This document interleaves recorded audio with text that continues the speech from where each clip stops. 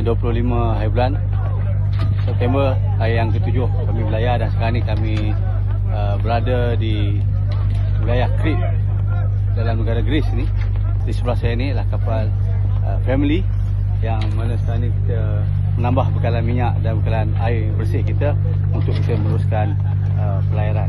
Cuaca pada tengah hari ni tenang, dan kita lihat di sana adalah dataran, di sana adalah dataran Crete dalam negara Greece ini.